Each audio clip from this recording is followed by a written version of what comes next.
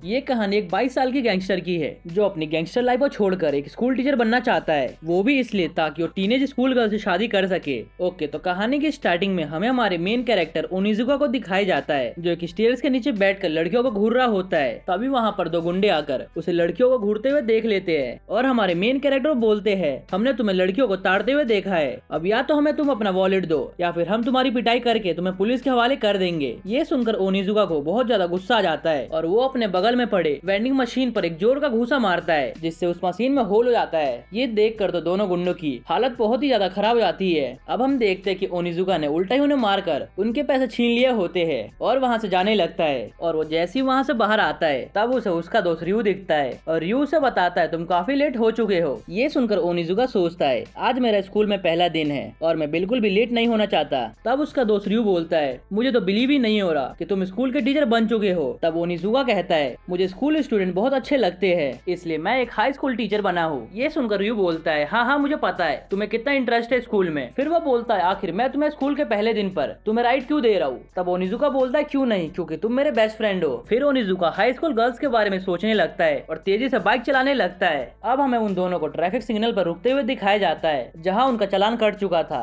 तब Onizuka traffic police को समझाने की कोशिश करता है कि आखिर वो बाइक तेज क्यों चला रहा था, लेकिन पुलिस वाला उसकी बात नहीं सुनता और उसका चालान काट देता है और ये सीन यहीं कट होता है। अब हमें ओनिजुका को हाई स्कूल के सामने दिखाया जाता है जहाँ वो हाई स्कूल गर्ल्स को देखकर बहुत ज्यादा एक्साइटेड हो रहा था। तभी एक लड़की का फुटबॉल उसके सामने आकर रुकता है। तब वो लड़की ओनिजुका के पास आकर उससे पूछती है मगर ओनिजुका उस लड़की को देखे ही जा रहा था। तब वो लड़की ओनिजुका से पूछती है क्या तुम टीचर ही हो। तब ओनिजुका बताता हाँ मैं एक टीचर हूँ, बताओ मैं तुम्हारी कैसी हेल्प कर सकता हूँ। तब वो लड़की कहती है मेरा फुटबॉल आपके पाँव में है, प्लीज मुझे उसे वापस दे दो। ये सुनकर ओनिजुका कहता है सॉरी मैंने देखा नहीं और फुटबॉल उठाकर लड़की को दे देता है। और इसके बाद वो सोचता है ये सब तो ड्रीम्स की तरह हो रहा है। तभी एक और टीचर वहाँ आता है जिसका नाम हीडो था। हीडो से बात करके ओनिजुका को पता चलता है कि हीडो का मकसद भी वही है, वो भी इस स्कूल में लड़की से शादी करने के लिए आया है। फिर हीडो सिगरेट पीते हुए बताता है इस करियर में तुम 40 साल की उम्र में 16 साल की लड़की से शादी कर सकते हो। ये सब सुन के ओनिजुका शॉक्ड हो जाता है। उसके बाद एक गंजा टीचर आकर ओनिजुका को उसका क्लास दिखाने ले जाता है और वो उसे बताता है कि यहाँ पढ़ाना बहुत ही मुश्किल है। लेकिन ओनिजुका पूरे रास्ते 40 साल में 16 साल की लड़की से शादी के बारे में सोचता रहता है। उसके बाद वो जैसी क्लास में एंट्री लेता है तब वो बहुत ही शॉक्ड हो जाता है क्योंकि इस क्लास में सिर्फ लड़के ही लड़के होते हैं और बस 2 या 4 ही लड़कियां थी, लेकिन वो भी खूबसूरत नहीं थी। अब तो ओनिजुका को बहुत ज्यादा गुस्सा आता है क्योंकि अब तक उसकी उम्मीदों पर पानी फिर गया था, लेकिन वो खुद को कंट्रोल कर लेता है और अब वो क्लास में अपना इंट्रोडक्शन देता है और अपना नाम बताता है, लेकिन कोई भी उसकी बातों की तरफ ध्यान नहीं देता। ये देख कर वो मनी मन सोचता है अगर मैं टीचर नहीं होता तब मैं इन्हें बताता आखिर मैं हूँ कौन। तभी एक लड़का उठकर ओनिजुका की तरफ आता है और वो लड़का अपना हाथ आगे को करता है। तब ओनिजुका को लगता है शायद ये मुझसे हैंडशेक करना चाहता है, लेकिन ओनिजुका जैसे ही हाथ आगे बढ़ाता है तब वो बच्चा हाथ खींच लेता है। ये सब देखकर तो अब सारे बच्चे ओनिजुका पर हंसने लगते हैं जिससे ओनिजुका को बहुत ही ज्यादा गुस्सा आता है और सभी बच्चे उसका गुस्सा देख के कहते हैं क्या तुम हमें मारोगे या हमारी शिकायत लगाओगे, अगर तुमने ऐसा कुछ किया तो हम सब मीडिया को बता देंगे कि तुम हमें हैरेस कर रहे थे। और यहाँ पर भी वही कॉर्पोरल पनिशमेंट एक्ट लागू था, यानी कोई भी टीचर बच्चों को हाथ नहीं लगा सकता। अगर उन्होंने ऐसा किया तो उनकी जॉब जा सकती है और साथ ही साथ उन पर केस हो भी सकता है। इधर एक बच्चा ओनिजुका को बार बार उकसा रहा था अगर मार सकता है तो मार कर दिखा, देखता हूँ तो कैसे मारता है, लेकिन ओनिजुका कुछ भी नहीं कर पाता और अपने आप को कंट्रोल कर लेता है। और इसी के साथ ये सीन यहीं शिफ्ट होता है। अब हमें सभी टीचर्स को ड्रिंक करते हुए दिखाया जाता है। तभी हीडो ओनिजुका से कहता है तुम्हारी किस्मत तो बहुत ही खराब है, इसलिए तुम्हें वो क्लास मिली है जिसके बच्चे बहुत ही बदतमीज है। तब दूसरी टीचर बोलती है हाँ आजकल के बच्चे बहुत ही खराब है, वो मुझे घूरते रहते हैं। ये सुनकर हीडो बोलता है हाँ आजकल के बच्चे बहुत ही खराब हरकतें करते हैं और ड्रग्स लेते हैं और दूसरे कमजोर बच्चों को बुली करते हैं और ना ही उनका पढ़ाई में मन लगता है और हम उनका कुछ भी नहीं कर सकते, इसलिए हमें बस अपने काम पर ध्यान देना चाहिए और अपने फीस पर और ना कि उन बच्चों पर। और ये सीन यही कट होता है। अब हमें ओनिजुका को नेक्स्ट डे क्लास में दिखाया जाता है जहाँ फिर से बच्चे उसकी बात नहीं मान रहे थे। वो बच्चों को जो भी पढ़ाता है उसकी बात कोई भी नहीं सुनता। तब ओनिजुका बच्चों से पूछता है क्या किसी को समझ आया। तब एक लड़की हाथ खड़ा करते हुए बोलती है हाँ मुझे समझ आया। इस लड़की का नाम नैनेको है। ये वही लड़की है जो ओनिजुका को पहले दिन मिली थी। अब नैनेको ओनिजुका को कल के लिए थैंक्स कहती है और कहती है मुझे खुशी हुई आप हमारी क्लास में पढ़ाने के लिए आए हैं। ये सुनकर ओनिजुका बहुत ही ज्यादा खुश होता है क्योंकि क्लास में एक वही लड़की है जो उसकी बात मान रही थी, जिस कारण उसकी आंखों में खुशी के आंसू आने लगते हैं और वो खुशी खुशी सबको पढ़ाने लगते जाते हैं और ये सीन यहीं कट होता है। स्कूल के बाद ओनिजुका अपने दोस्त रयू के वर्क प्लेस पर जाता है, जहाँ वो रयू से बताता है नेनेको एक अच्छी लड़की है। ये सुनकर रयू बोलता है अगर तुम स्कूल के पहले ही दिन लड़कियों के पीछे पड़ोगे तो तुम्हें अपने जॉब से हाथ धोना पड़ेगा। तब ओनिजुका बोलता है नहीं ऐसी बात नहीं है, लेकिन तुम देखते जाओ मैं जापान का सबसे बेस्ट टीचर बन के रहूंगा। तब रयू बोलता है भला ये तुम कैसे बनोगे, तुमने खुद तो पेपर चीटिंग करके पास किया था, तुमने अपने बदले किसी और को बिठाया था ताकि तुम एग्जाम पास कर सको। और ये सब सुनकर उसी रात जब ओनिजुका अपने घर जा रहा था तब उसे रास्ते में नेनेको उसे एक ब्रिज पर बैठी हुई दिखती है जो अकेले बैठ कर रो रही थी। फिर वो ओनिजुका से बताती है मैं अपने पेरेंट्स से परेशान होकर घर से बाहर निकल कर आ गई हूँ। ये सब सुनकर ओनिजुका फिर से अपने इमेजिनेशन में चला जाता है कि अब तो मुझे 40 साल से पहले ही एक 16 साल की लड़की मिल चुकी है जिससे मैं शादी कर सकता हूँ। फिर नेनेको उससे मदद मांगती है और उससे पूछती है कि क्या वो आज रात उसे घर पे गुजार सकती है, जिस पर ओनिजुका को तरस आ जाता है और वो नेनेको को अपने घर ले आता है, जहाँ नेनेको उसके लिए खाने में नूडल्स बना रही होती है और वो ओनिजुका से किचन से ही बातें कर रही होती है। मगर ओनिजुका का ध्यान उसकी बातों पर नहीं था, वो तो बस अपने इमेजिनेशन में खोया हुआ था। वो पूरे टाइम यही सोच रहा था कि कैसे उसकी नेनेको से शादी होगी और वो कैसे शादी के बाद दोनों एक साथ खुश रहेंगे। फिर नेनेको उसे बताती है उसके पेरेंट्स कितने रिच है और वो चाहते हैं कि पढ़ाई कंप्लीट करने के बाद एक अच्छे लड़के को ढूंढकर उससे शादी कर लो। ये सुनकर तो ओनिजुका की हालत खराब हो जाती है और वो पूरा शॉक्ड हो जाता है। फिर वो कहती है मुझे नहीं पता कि आगे मुझे क्या करना चाहिए और उसके बाद वो रोने लगती है और फिर वो ओनिजुका के गले लग जाती है। ये सभी ओनिजुका के लिए काफी शॉकिंग था, उसे समझ नहीं आ रहा था आखिर वो क्या करे। तभी ओनिजुका देखता है वहाँ क्लास के बुली बच्चे होते हैं जो उसकी फोटो खींच रहे होते हैं ताकि उसे ब्लैकमेल कर सके। ये देखकर ओनिजुका समझ जाता है कि उसे नेनेको ने नहीं बल्कि इन बुलिस ने फंसाया है। फिर वो लड़के उसे धमकी देते हैं अगर हमने ये फोटो तुम्हारी लीक कर दी तो तुम्हारी जॉब चली जाएगी और तुम्हें कभी भी टीचिंग लाइन में जॉब नहीं मिलेगी। फिर वो उससे 1 मिलियन वॉन का डिमांड करते हैं और उसे 1 हफ्ते का टाइम देकर वहाँ से चले जाते हैं। और यहाँ ओनिजुका बेचारा शॉक्ड रह जाता है। अब हमें उन्हीं पुलिस को एक पार्क में दिखाया जाता है जहाँ वो ड्रिंक करते हुए बातें कर रहे थे। तभी वहाँ पर एक बाइक का शोर सुनाई देता है जिस पर उन तीनों में से एक लड़का उस बाइक वाले पर चिल्लाने लगता है और उसे अपनी बाइक बंद करने को कहता है। लेकिन दूसरे साइड से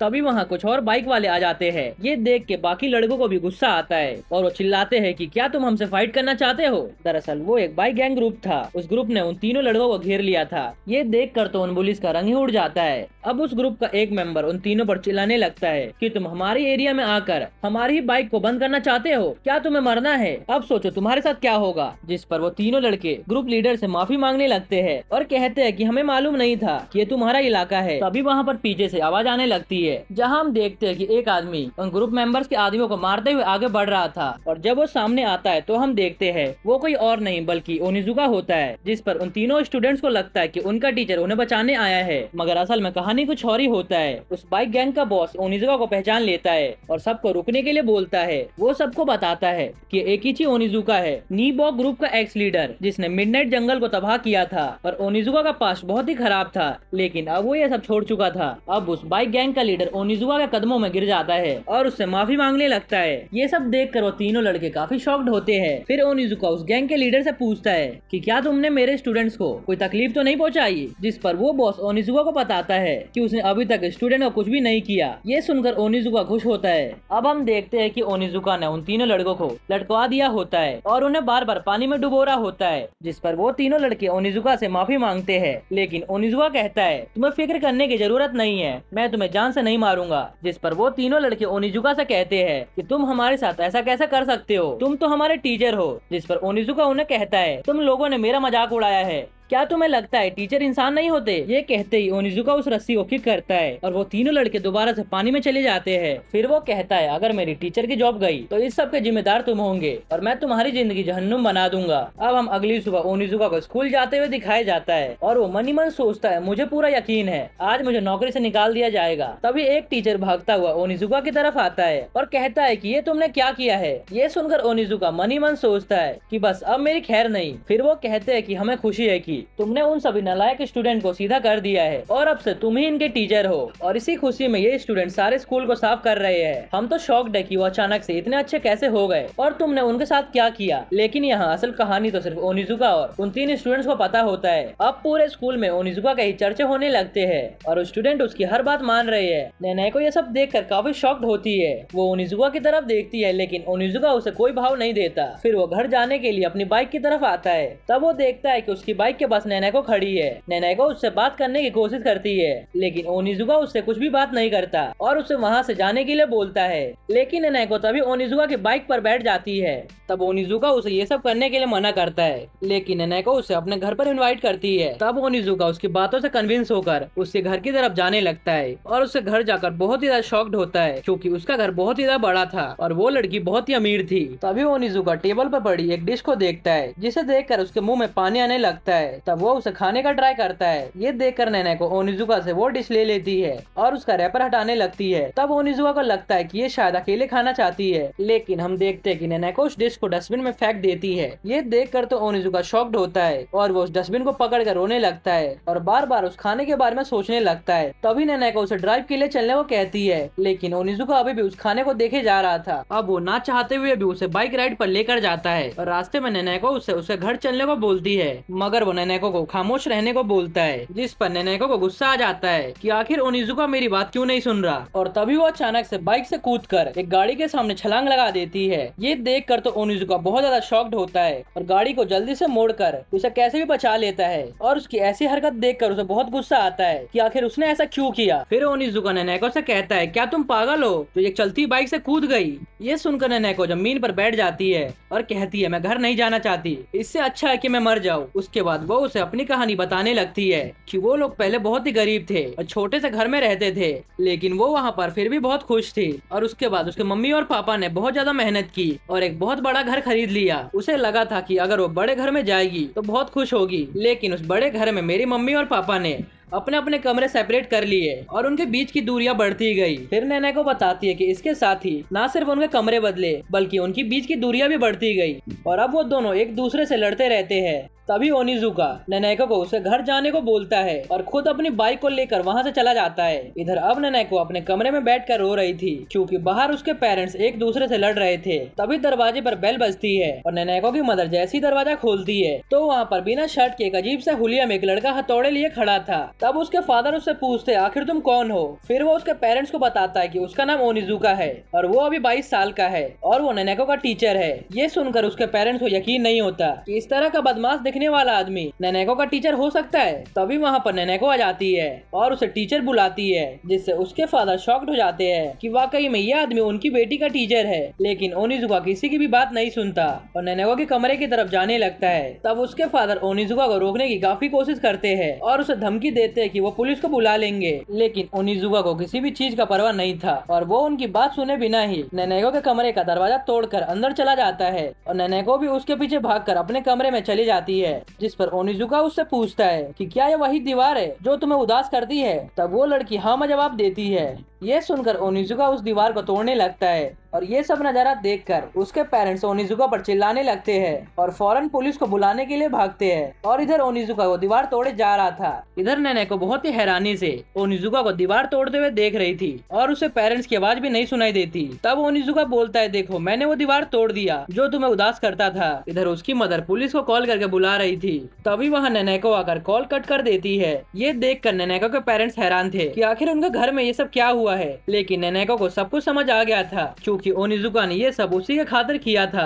अब हम अगली सुबह ओनिजुका को स्कूल में देखते हैं। अब उसे स्कूल में पूरे 2 हफ्ते हो चुके थे और वो क्लास ओ के स्टूडेंट्स को गुड बाय कह रहा था, लेकिन वहाँ सभी स्टूडेंट उसके जाने पे बहुत ही उदास थे। वो ओनिजुका को कहते हैं कि मिस्टर ओनिजुका बहुत ही अच्छे थे। इधर ओनिजुका सबकी बातें सुन रहा था, लेकिन उसका ध्यान सिर्फ नेनेको के सीट पर था जो कि खाली थी। उसके बाद ओनिजुका अपने टीचर रूम में आकर लॉकर से जैसी सामान निकालता है तो उसे वहाँ पर नेनेको का एक लेटर दिखता है, जिसमें लिखा होता है कि वो अब अपनी फैमिली के साथ काफी खुश है। वो उसे बताती है कि शुरू में तो उसके पेरेंट्स इस तरह दीवार के टूटने पर काफी नाराज थे, लेकिन वो समझ चुके थे कि इस दीवार को तोड़ना उन दोनों के लिए कितना जरूरी था। ये सब पढ़ के ओनिजुका काफी खुश था। तभी उसे नेनेको की आवाज सुनाई देती है जो बेस्ट विशेष के साथ उसे गुड बाय कहती है और उसे बताती है कि मैं आपका वेट करूंगी। तब ओनिजुका बोलता है, मुझे तुम्हारे लिए 10 साल वेट और करना पड़ेगा। और ये सीन यही कट होता है। अब हमें बताया जाता है ये ओनिजुका ट्रायल क्लास था जो उसे 2 हफ्ते तक बच्चों को पढ़ाना था और अब उसे टीचर का एग्जाम देना पड़ेगा। और अब हमें कुछ महीने बाद का सीन दिखाया जाता है जहाँ पर ओनिजुका का दोस्त रियू अपने शॉप पर काम कर रहा होता है। तभी वहाँ पर ओनिजुका आता है जो अभी अभी सोकर उठा था। उसे देखकर रियू बोलता है, क्या तुम्हारा आज एग्जाम नहीं है। ये सुनकर ओनिजुका बोलता है, एग्जाम ये तो नौसिखिये देते हैं, एग्जाम सिर्फ नौसिखियों के लिए कंपल्सरी होता है।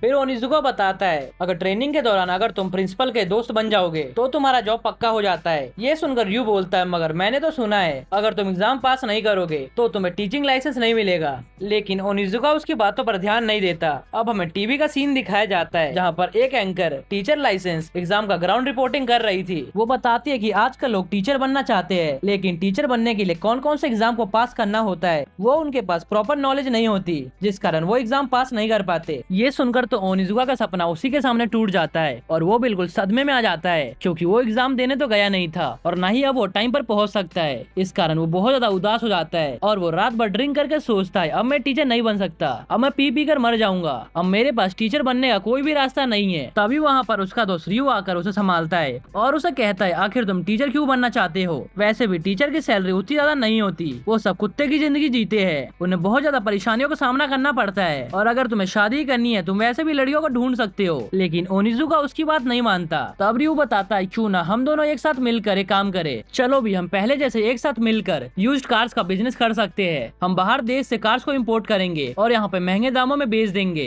जिससे हमें बहुत ज्यादा प्रॉफिट होगा। ये सुनकर ओनिजुका कहता है तुम ठीक कह रहे हो, वैसे भी टीचिंग में कोई भी फायदा नहीं है, मैं जब भी बुक्स पढ़ता हूँ तब मुझे नींद आने लगता है और वहाँ के टीचर भी मुझे बहुत परेशान करते हैं जिससे मुझे बहुत गुस्सा आता है। ठीक है, अब मुझे रियलाइज हो गया है कि मैं टीचिंग के लायक नहीं हूँ, तुम सही कह रहे थे। रयू उसे ऐसे उदास देखकर उसे एक पेपर देता है। ये देखकर ओनिजुका पूछता है ये क्या है। तब रयू उसे बताता है ये एक प्राइवेट टीचिंग स्कूल का फॉर्म है, इसे तुम भर सकते हो, अगर तुम फेल भी हो गए तब भी तुम प्राइवेट स्कूल में पढ़ा सकते हो। ये सुनकर ओनिजुका बहुत ज्यादा खुश होता है और वहाँ पर वॉमिटिंग करने लगता है। तब उसका दोस्त उसे संभालते हुए कहता है रुक जाओ, पास ही में वॉशरूम है, तुम यहाँ गंदा नहीं कर सकते। और ये सीन यहीं कट होता है। अब हमें नेक्स्ट मॉर्निंग ओनिजुका को बस में दिखाया जाता है जहाँ वो नर्वस होते हुए सोचता है नहीं मुझे नर्वस नहीं होना, ये मेरा लास्ट चांस है, मुझे कैसे भी करके इस एग्जाम को पास करना ही होगा। तभी बस में एक लड़की उससे टकराती है, उसे देखकर ओनिजुका सोचता है वाह ये तो सुंदर भी है, कहीं ये मेरा डेस्टिनी तो नहीं। वो ये सब सोच ही रहा होता है तभी वो देखता है एक बुड्ढा उस लड़की के साथ मिसबिहेव कर रहा होता है, जो देखकर उसे बहुत ज्यादा गुस्सा आता है और वो उसे एक ही लात में बस से नीचे गिरा देता है। तब वो बुड्ढा उससे माफी मांगते हुए कहता है शायद तुम्हें कोई गलतफहमी हुई है, मैं एक हाई क्लास टीचर हूँ, अगर तुम मुझे फिजिकली चोट पहुँचाओगे तो मैं तुम्हें कोर्ट तक लेके जाऊंगा और तुम्हें सू कर दूंगा। ये सुनकर ओनिजुका बोलता है अबे जाना बुड्ढे, जो करना है कर, और उसे मारकर भगा देता है। तब वो बुड्ढा वहाँ से उसे गाली देते हुए भाग जाता है। तभी वहाँ पर वो लड़की आती है जो उसे बचाने के लिए उसे थैंक्स बोलती है। ये सुनकर ओनिजुका उसे बोलता है कोई बात नहीं, ये तो मेरा फर्ज था, और मनी मन सोचता है कहीं ये सच में डेस्टिनी तो नहीं। और अब हमें उन सभी को एग्जाम हॉल के कॉरिडोर में बैठे हुए दिखाया जाता है जहाँ हमें पता चलता है वो लड़की भी एग्जाम को पास करने के लिए आई होती है। तब वो लड़की ओनिजुका से पूछती है क्या तुम भी यहाँ पर टीचर एग्जाम देने के लिए आए हो, मुझे बिलीव नहीं हो रहा। ये तो एक बहुत बड़ा कोइंसिडेंस है, इससे मेरा दिल फ्लटर करने लगा। ये सुनकर ओनिजुका कहता है सच में, और उसके बाद वो फिर से अपने इमेजिनेशन में खो जाता है। तभी ओनिजुका को इंटरव्यू के लिए बुलाया जाता है। ये सुनकर तो वापस से नर्वस हो जाता है और फिर वो जैसे ही अंदर जाता है तो वो देखता है कि उसका इंटरव्यूअर वही बुड्ढा है जिसे उसने कुछ देर पहले ही मारा था। ये देखकर तो उसकी हालत खराब हो जाती है और इसी के साथ ये एपिसोड यहीं खत्म हो जाता है। अगर आपको इसका नेक्स्ट एपिसोड चाहिए तो वीडियो को लाइक और शेयर जरूर करना और हाँ कमेंट करना मत भूलना। ओके, मिलते हैं नेक्स्ट एपिसोड में।